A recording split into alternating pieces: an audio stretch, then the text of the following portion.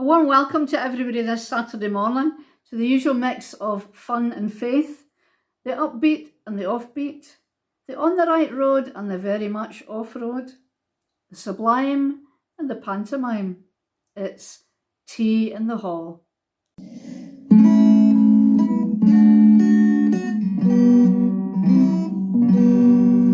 To tea in the hall, come one and come all, from Saturdays at 9. There's no bacon rolls, no scones, no snowballs, and nothing to drink at all. But we will share friendship and fellowship, fun quizzes, some stories, some talk. So might get in tea and a biscuit all day. Please join us for tea in the hall. Oh, the doors are shut, the church all locked up. There's nothing going on in the hall, but just the same, we'll praise God's name. He doesn't change at all. So now it's time in your house and mine to answer to the call. Bring your in cup and come and sup with us, tea in the hall. A great number of people have helped during lockdown to keep people together in different ways and also to help the church to continue to worship even although we can't meet in our buildings. And some of our organists have been very good at that. Our own organist Christine that we'll meet later, and also Mr. Billy Garvin, who plays at Auchinleck and Cartron, and he's been playing I think 3 or 4 hymns every week, sometimes special requests, so that people can still hear and sing along at home to their favourite hymns. And he's going to speak to us now. Well, hello there. Helen asked me if I would make a wee kind of video for your Saturday morning tea, and the first part was supposed to be about how I became an organist and what it's been like in my career as an organist. Well, my mother sent me to piano lessons when I was 6. My granny was a cleaner at the school, so I practiced in the school piano till my parents decided they would buy me this piano round about when I was 7 or 8 and seemed to be able to be taking some music lessons. I was at Jimmy Adamson at the start in Cumnock, and they moved me to Stuart Walker, who stayed in Lugar. And one night when we were coming, when I was coming from Lugar to Auchinleck, I needed to change buses in the square in Cumnock. So I had to get a bus on a winter's night from Lugar into Cumnock and from Cumnock to Auchinleck. And occasionally Stuart Walker and Mary would give me a lift in their car. Oh, fancy Wolseley it was. And we were going up that steep road up from Lugar into Logan that's no longer there. The moon was in the sky, and Stuart Walker said, "Do you know what you call the moon when it gets bigger and smaller?" I said, "Waxing and waning." He said, "Do you know the hymn that's got waxing and waning in it?" I said, "Yes, Jesus shall reign where'er the sun." A few weeks later, my mother spoke to me and said that Mr. Walker had been on the phone, wasn't quite good enough to make my living from music. I wouldn't be quite good enough to be a music teacher, etc. But he would make me a church organist. And lo and behold, by then I found myself in 1963 in April going to play at St Ninian's Church in Sanquhar, the main street in Sanquhar. So Sunday mornings would consist of me doing the milk round, because this time I was an apprentice grocer with a co-op. I would get the bus to Sanker. The minister, a lovely fellow called David Elder, and his wife would meet me. I would have coffee. I would play for the Sunday school. I would play for the church. I would have lunch at the manse. I would play for the choir practice in the afternoon. I would come back down to Cumnock, and Stuart Walker would be waiting to give me a lesson in the organ in St Andrew's Church in Glesnut Street. So that was my Sundays. Rather unexpectedly, the Kirkconnell organist died. Stuart Walker was friendly with him, so they decided to move me from Sanker to Kirkconnell, and I was picked up by the minister in Kirkconnell one day in Sanker on his classic Bentley, and we went into the church in Kirkconnell. Time has moved on. I could drive by the time I was in Kirkconnell. I was winching, as they say in these days, and Kirkconnell, well, the choir in Kirkconnell and the choir of Stuart Walker's used to meet and have concerts, but was never really quite good enough to play for these joint choir, and I just sung in the choir. Kirkconnell became quite time consuming, because I had to go on a Sunday morning, I had to play on a Sunday evening, I had choir practice on a Thursday. So decided to move closer to home, and I got a job as an organist in Crichton West, now Cumnock Trinity. And lo and behold, my own church in Auchinleck needed an organist. By now it's 1971, I'm married, and I was given an audition to play by Craig McMillan, very difficult psalm tune with 6 flats, which I was able to play straight away, both hands, no bother. You see, my sight reading was very good. It was just that after I had practiced for a week, it didn't get much better, really. So there I was in Auchinleck, really I've always just felt I was somehow just filling in. And lo and behold, from 71, or when I started in 63, I'm now 50 years, 60 years playing an organ every Sunday morning.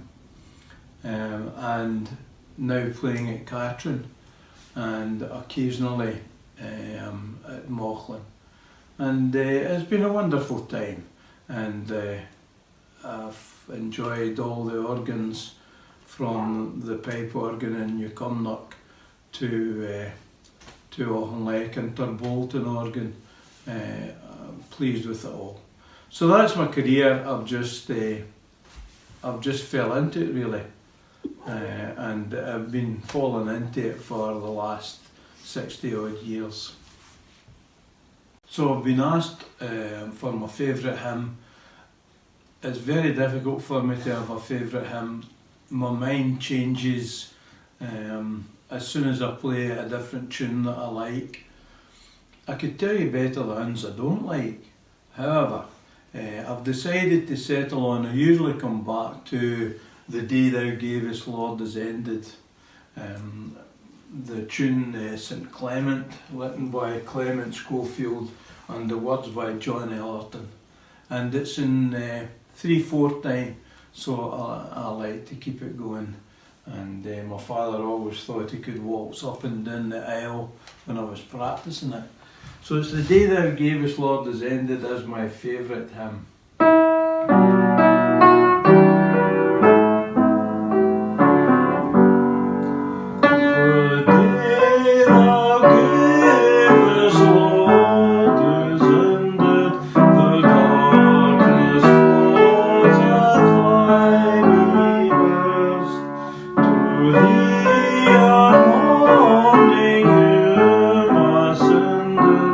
Thy praise shall sound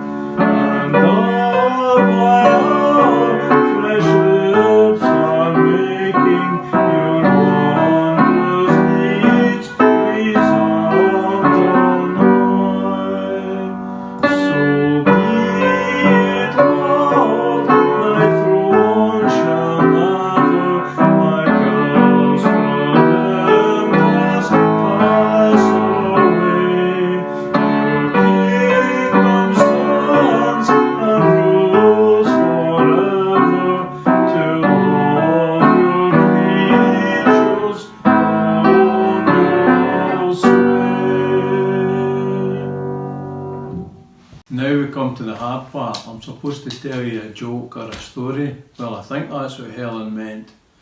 The first thing I thought it was a quite recent story, maybe about 5 or 6 years ago. I'm doing Precious Lord.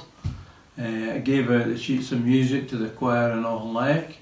It is of course by Tommy Dorsey, but it didn't say words and music by Tommy Dorsey. It said words Tommy Dorsey, and when he was born, when he died, and music Tommy Dorsey, when he was born, when he died. When I gave it out, one of the choir members, who shall be nameless, said, "Oh look, it's 2 different men that have wrote this. Oh, and they've got the same name. Maybe they were twins. And isn't it a coincidence that they died at the same time as well?" Once I managed to stop giggling, I said, "It's the same man." No, the words are by and the music's by. I had to say, "It's the same man." Well, that's the first wee story. I don't know what you think of that. The second wee story concerns a wedding. Early on in my playing at Auchinleck, within months of taking the job as the organist and not being too experienced with things in the organ and weddings, I was asked to play at a wedding. And this wedding was of my wife's cousin on her father's side, and the wife's cousin, my wife's cousin, on the mother's side. So the whole of the church, a large wedding, a large gathering, I knew them, they knew me. Very inexperienced in weddings. An auntie was 25 minutes late in getting to the church. The organist was sitting playing, the time went past, expecting the bride to be late.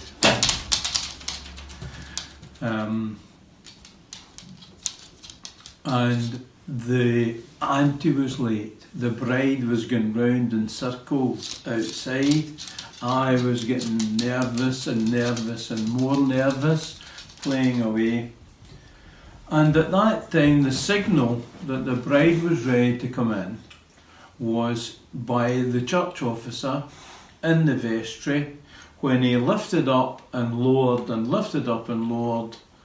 the heating switch, which put off the lights in the chancel for some reason connected to the heating switch.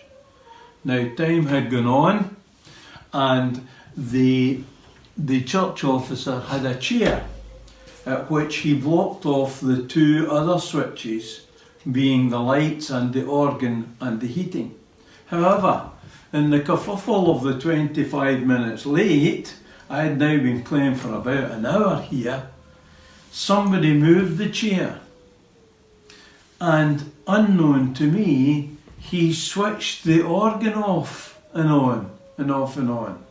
I didn't know. The air was still in the organ. I was playing away. He then gave the signal that the bride was ready to come in by pulling up and down the real switch. So I started to play da da da da da da da da, and the organ stopped playing. The bride is starting to come in. The guests that everybody knew we were going to the wedding said, "What's the organist done now? He's waited and played for an hour, now he can't play the bridal march." So I got off from the organ, I went to the chancel and I shouted to the bride and groom, "Stop! You'll need to stop. The rest of you'll need to whistle. Do, do, do, do, do."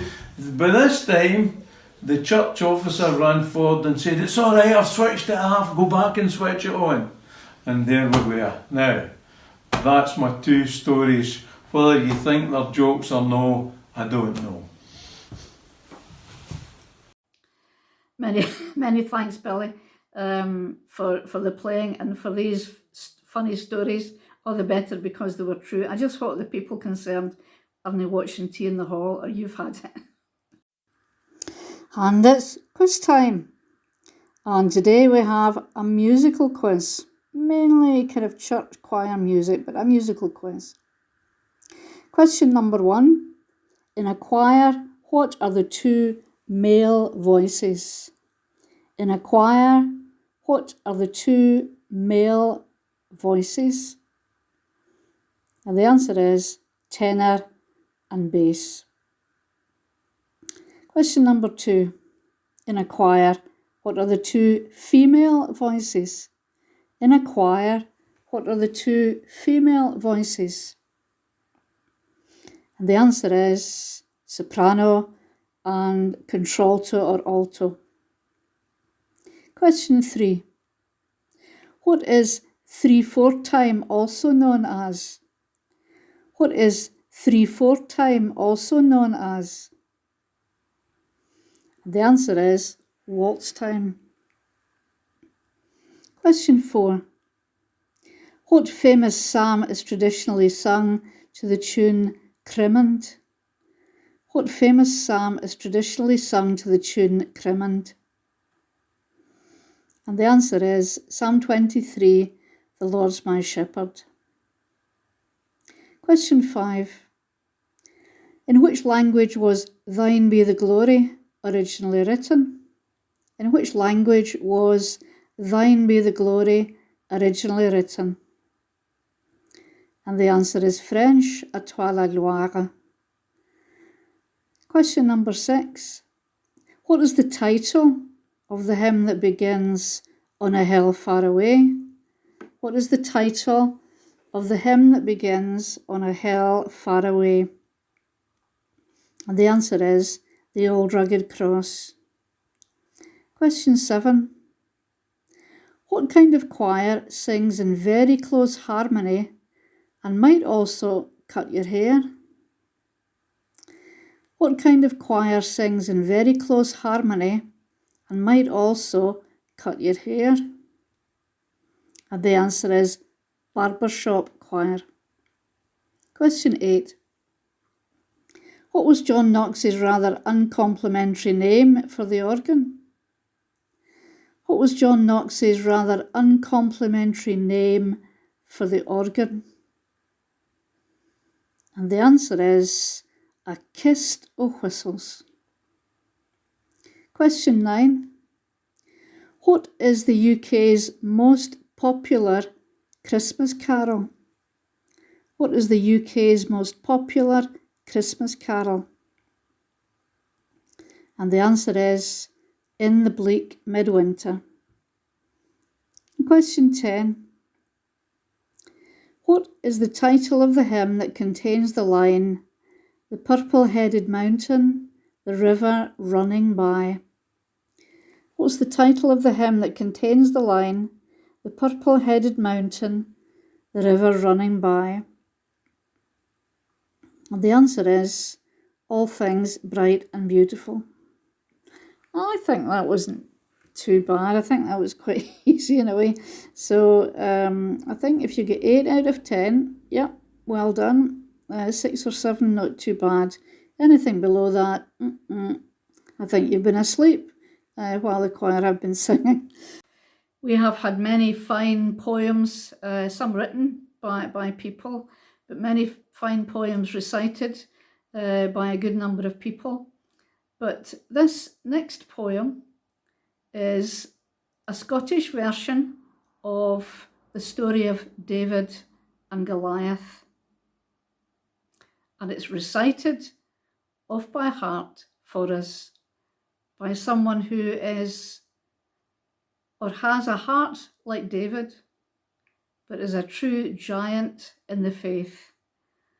I'm sure you'll be inspired as well as entertained by this poem, recited and brought to us by Mrs. Ina McHattie. Now, this is a poem written by Tom White. He was born and bred in Edinburgh, but moved to Glasgow.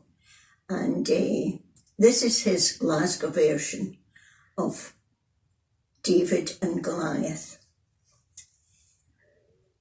The Hale Israeli army, both the first team and reserves, were set to fight the Philistines, who were getting on their nerves.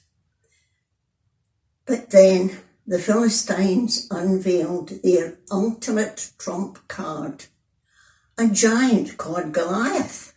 He was big and mean and hard. I'm to measure 10 feet tall with his stocked feet. And in all his years of fighting, he'd never once been beat. His eye was clad from head to feet in armour made of metal. And yet he got his helmet on, looked just quite like a kettle. And he shouted to the Israelites, I don't know why yous came, for you're just a shower of losers, and yous might as well go hame, because your only chance to win this war and save you from disgrace is to find a soldier brave enough to fight me face to face. And if he beats me, we'll agree that you're the ones to win. But as that's no very likely, yous might as well go in. Then on the scene came David, a shepherd boy to trade. He'd heard about Goliath and the challenge that he'd made. I'll fight him, said wee Davy. Well, the Israelites all just laughed. Away and belly your head, they said, and dinna be so daft. But Davy was determined and went off to see King Saul. Your Majesty, he said, please let me fight. I want to save us all. I doubt you're our young my lad and a wee bit underweight. That Philistine will have you for his dinner on a plate. Well, I may be just a lad, said Dave, but there's a pint I'd like to make. Looking after sheep these days is no a piece of cake. I've had to kill a lion or two, and once or twice a bear.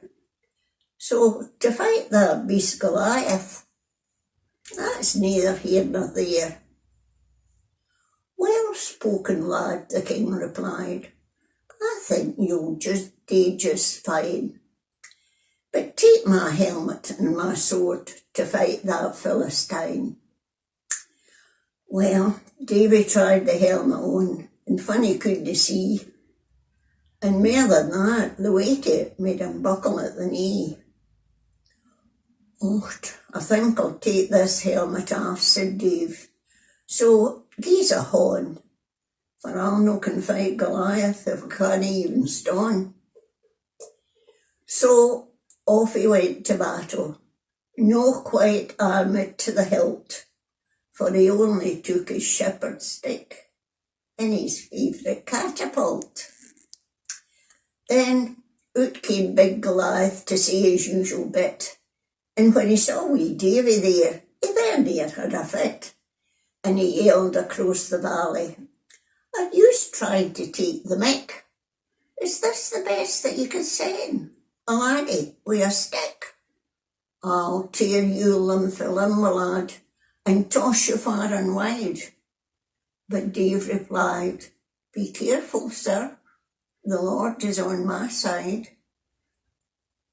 Goliath lunged, and Dave drew back, and calling on God's name, he loaded up his catapult and carefully took aim. At this point in the story, two things I need to tell, secrets about Goliath, unknown too well. One, he loved a game of football with the soldiers in the camp, and among the Philistines, he was the keepy-uppy champ. Two, one day when they were passing all the IQs out, Goliath wasn't in the queue and finished up went out. So combining both these factors then, the picture that appears is of a football-loving giant with a space between his ears. And so, when all Goliath's mates, before he went to Sally, reminded him to use the heed. He took it literally. And then, when Davy fired the steen, Goliath tried to heed it. It struck him right between the eyes and wallop. He was needed. So a shepherd boy had won the day with just a stick and sling, and he went on to serve the Lord as Israel's mighty king. And the moral of this story, it's as simple as it's true. Just trust in God and seek his word, and he'll look after you. So use the heed by all means, but remember to behave not stupid like Goliath, but wisely like wee Dave. Thank you very much, Ina. My granny used to say, you'll do in your 40s what you'll not do in your 50s, and you'll do in your 50s what you'll not do in your 60s. But in fact, you are a testimony to the fact that in your 90s, it's amazing what you can do. Thank you very much. Our tea in the hall has been enriched, and I think our time together has been enriched by the slides and photographs that we've seen and been able to just enjoy and relax to every Saturday. Some by Maura Gordon and others by Jim Johnson, maybe a few others. And I thought it would be good for us to see the people behind the camera. So I've asked Jim to introduce himself, say a wee bit about his photography, and then we're going to see some of his favourite photographs that he has chosen himself. Hello there. Helen's asked me to introduce myself as a contributor to Tea in the Hall. My name is Jim Johnson and I live in Cumnock. Some of you might recognise me as a former teacher at Cairnhill Primary School. My contribution to the Tea in the Hall was to provide some of the photographs for the wee contemplative interludes. I hope you've enjoyed seeing them. I first became interested in photography in my mid-teens. That wasn't yesterday, mind. That's when I realised that I couldn't draw like Picasso or paint like Van Gogh, and photography gave me my form of artistic expression. That was back in the good old days of 35mm film and chemical processing in a dark room. That was primarily in black and white. I can still remember producing my very first colour picture back in 1965. 40 minutes in absolute pitch blackness, guddling away with toxic chemicals. Potassium ferrocyanate springs to mind. Though I did enjoy the science of the photography, the final image was the important thing for me. Digital photography has been an absolute revelation. Goodbye smelly chemicals in dark room, hello computer and printer. All my images are now digitally produced. Photography has filled my life in 3 distinct ways. Firstly and obviously is the production of a picture, from taking it in the camera, through the processes in the computer, printing it out, mounting it and ready for hanging on the wall. Secondly, the physical exercise I get from wandering around the countryside mile after mile looking for subject matter, whether it be landscapes or nature photography.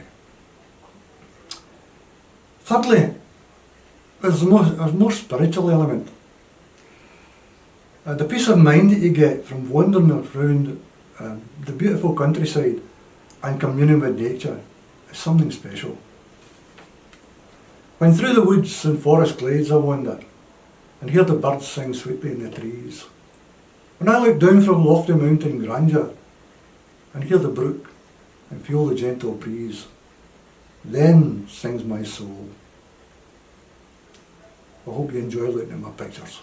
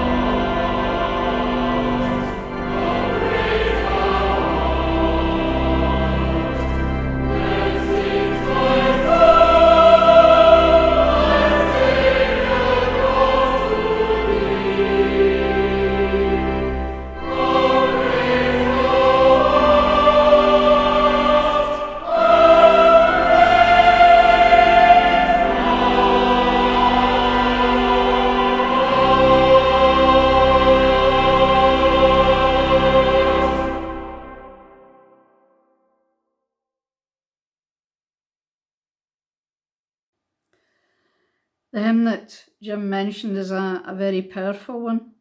And our story for today is actually about that hymn, the story of How Great Thou Art. And our story today is the story of the hymn, How Great Thou Art.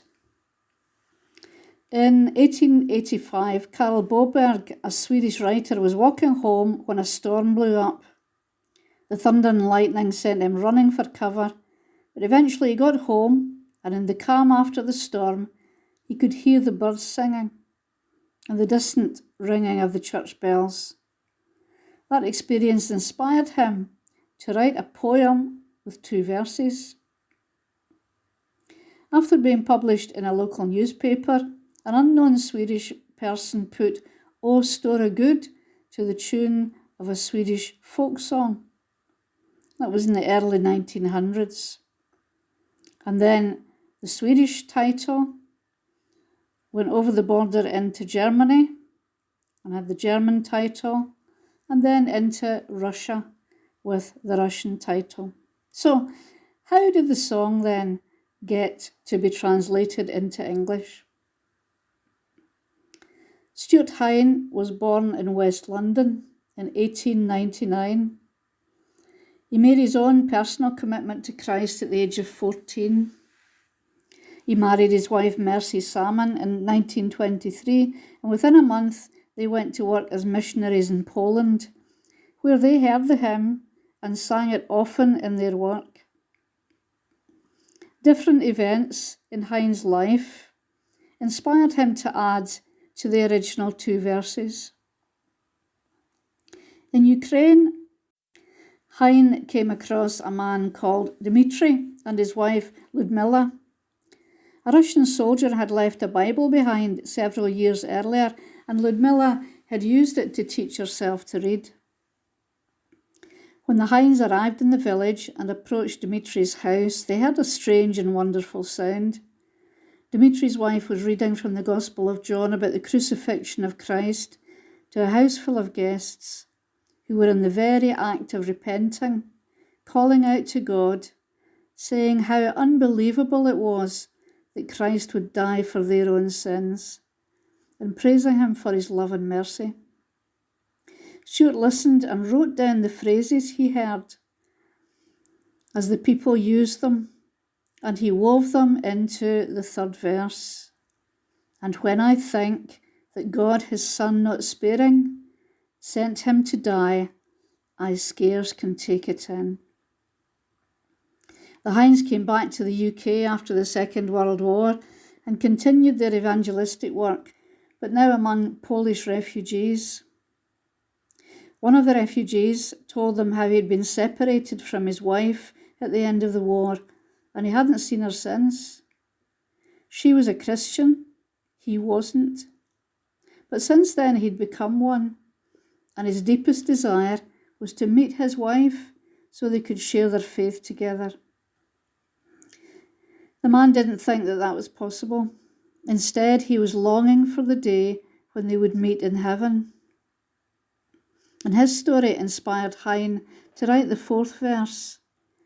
When Christ shall come with shout of acclamation to take me home, what joy shall fill my heart. Round about 1949 or so, because Hine had been working away at the hymn in different ways, he gave it the title, How Great Thou Art. Now that's all very interesting, but what has it got to do with Tea in the Hall? Well, I'll have to tell you no, I'm sorry. It wasn't written in New Cumnock. But in the early 1950s or thereabouts, maybe 1949 or so, I think, the Hines family went on leave to a missionary house in a town in another Ayrshire Valley, the town of Newmilns. The missionary house belonged to Alec Cochran, who was an elder in the Newmilns Brethren Assembly. And this cottage was at the top of Borbray, not too far from the Newmilns Snow and Sports Complex nowadays. Hein stayed there for about 3 months, and it was then that he translated How Great Thou Art from the Russian and wrote down that 4th verse. After translating the hymn, he also set it to new music, composing the tune that we all know so well. The first time How Great Thou Art was sung was by a group of believers in the garden of a large house, Winnickland House, High Street, Newmilns. The hymn was picked up in the early 50s by Billy Graham, who said, "It turns a Christian's eyes towards God rather than upon themselves. It's such a God-honouring song." He made it his signature tune for a while, and it was sung by George Beverly Shea and broadcast as part of the New York Crusades to over 96 million people. How great thou art, how great thou art.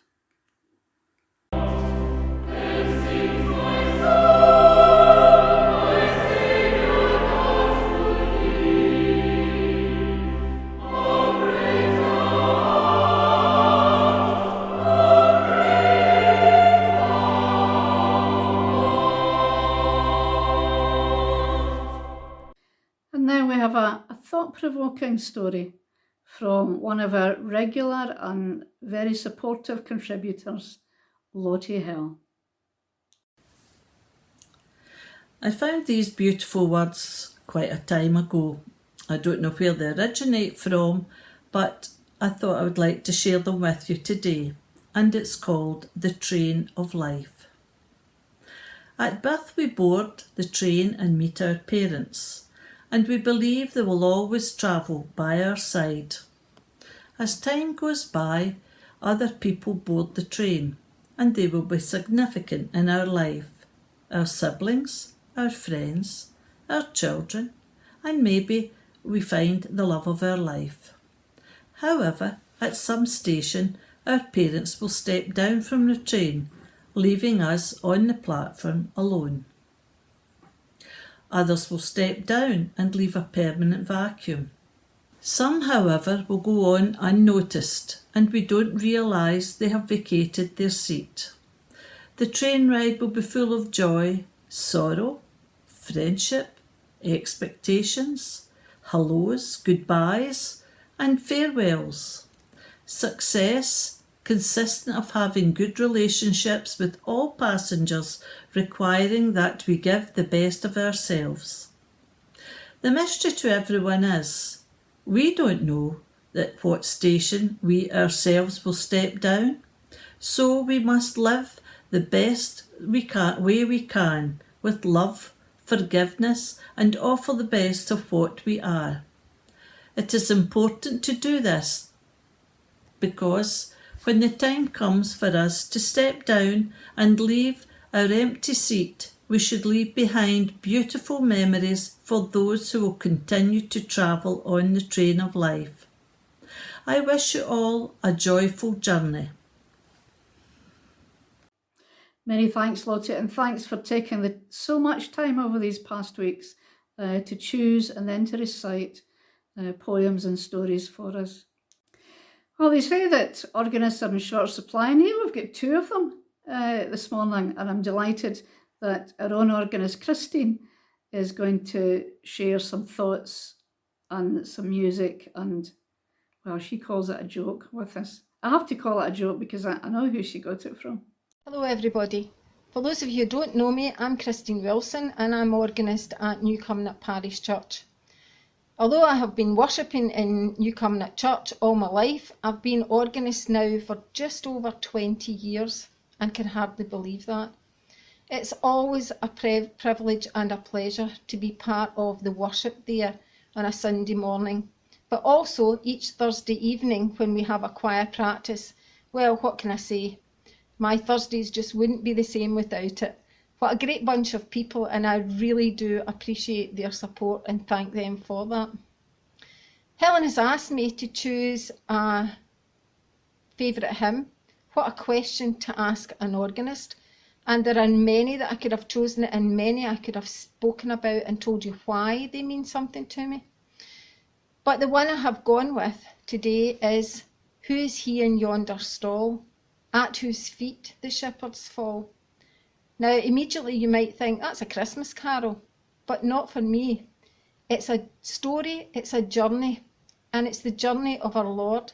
Let me share the verses with you, and stay with me, because there are 8 verses. Who is he in yonder stall, at whose feet the shepherds fall? Who is he in yonder cot, bending to his toilsome lot?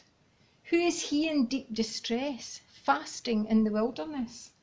Who is he that stands and weeps at the grave where Lazarus sleeps? Lo, at midnight, who is he, prays in dark Gethsemane? Who is he in Calvary's throes, asks for blessings for his foes? Who is he that from the grave comes to heal and help and save? Who is he that from his throne rules through all the worlds alone? Who is he? Each verse asks that quiet question. Who is he?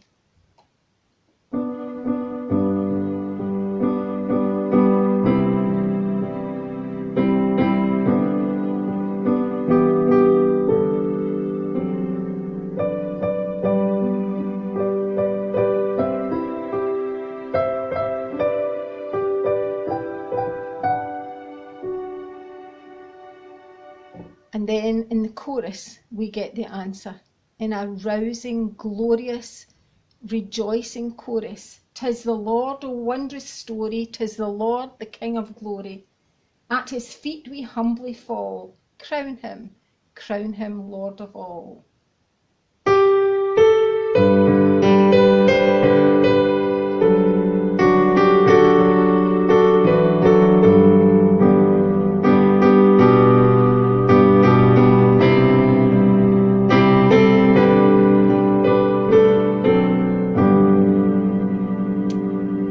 Why is it a favourite hymn? I don't know. The tune I love. It touches my heart. It just makes me feel good. And the words are very meaningful. The words are that journey, the emotions of our Lord and Saviour. Some of them that we're feeling right now. Who is he in yonder stall?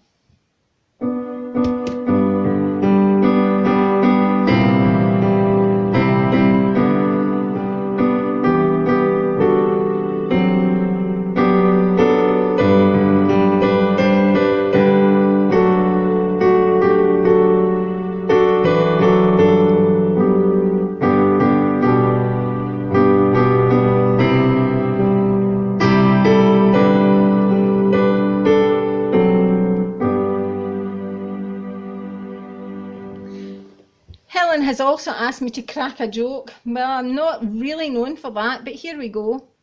Helen, what's the difference between an organist and a terrorist? Yep, Helen, you can negotiate with a terrorist. Enjoy your day. Stay safe, folks. Bye for now. Many thanks, Christine, for that contribution and for all your contributions to our worship and our music in the church, and sometimes surreptitiously as the backing track for some of our Tea in the Hall photographs. The song is called The Parish Church's Choir. No name for this parish church, an anonymous parish church somewhere, but certainly not a parish church choir near us. They're sopranos, sopranos, like honky-tonk pianos in the choir, in the choir. They're sopranos, sopranos, like honky-tonk pianos in the parish church's choir. Oh, we're not fans of mission praise, but we have to sing what the minister says. We have to sing what the minister says. There are altos who reach middle C on tiptoes in the choir, altos who reach middle say on tiptoes in the parish church's choir. Oh, we're not fans of CH4. They've ta'en out the hymns that we adore. They've ta'en out the hymns that we adore. There are tenors whose line they never remember in the choir, in the choir. There are tenors whose line they never remember in the parish church's choir. Oh, we're not fans of the modern stuff of guitars and drums. We've had enough of guitars and drums. We've had enough. There are basses with vocal cord like bit laces in the choir, in the choir. There are basses with vocal cord like bit laces in the parish church's choir. Oh, we're not fans of clappy songs, so we fall to hymns, don't sing along. We fall to hymns, don't sing along. There are solos who not every note can follow in the choir, in the choir. There are solos who not every note can follow in the parish church's. Oh, we're not fans of made-up hymns, especially just the one tune, especially just the one tune.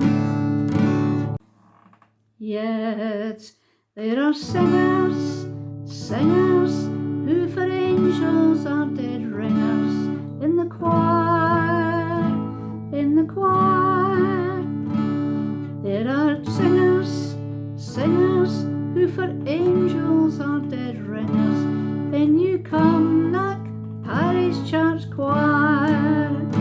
Mission praise, clappy songs and CH4, even drums, guitars, brass bands do they adore, and made up songs they have sung galore. So we're grateful for the singers who like angels are dead ringers in the choir, in the choir. All those singers, precious singers who like angels are dead ringers in Newcomnock Parish Church Choir. Mission praise, clappy songs and CH4, even drums, guitars, brass bands do they adore, and made up songs they have sung galore. Yes, made up songs they have sung galore.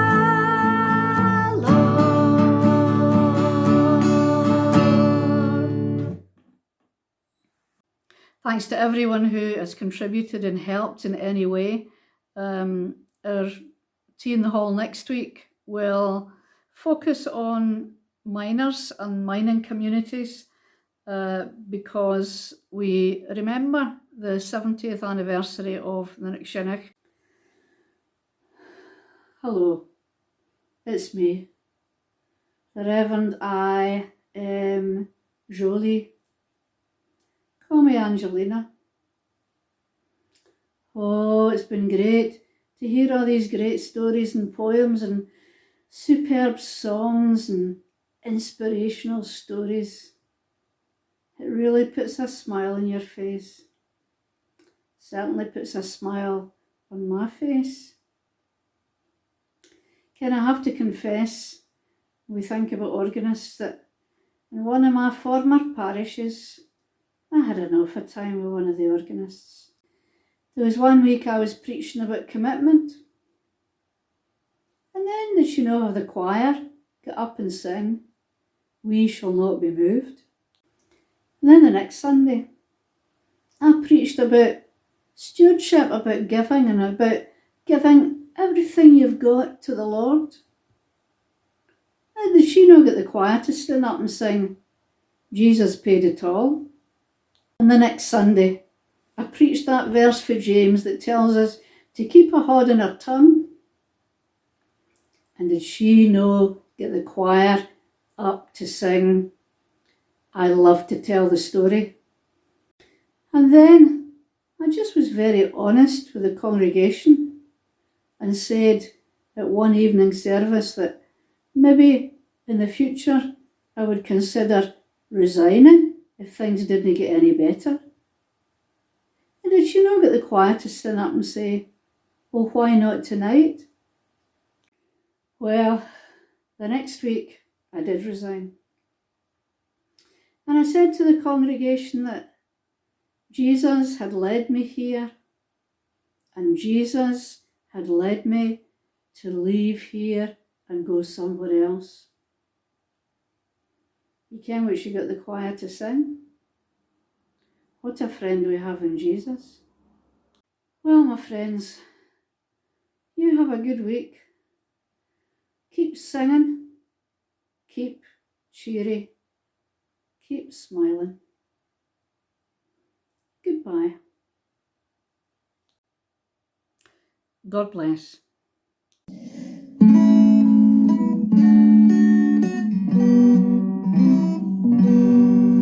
To tea in the hall, come one and come all, from Saturdays at 9. There's no bacon rolls, no scones, no snowballs, and nothing to drink at all. But we will share friendship and fellowship, fun quizzes, some stories, some talk. So might you in tea and a biscuit all day, please join us for tea in the hall. Oh, the doors are shut, the church all locked up, there's nothing going on in the hall. But just the same, we'll praise God's name, He doesn't change at all. So now it's time in your house and mine to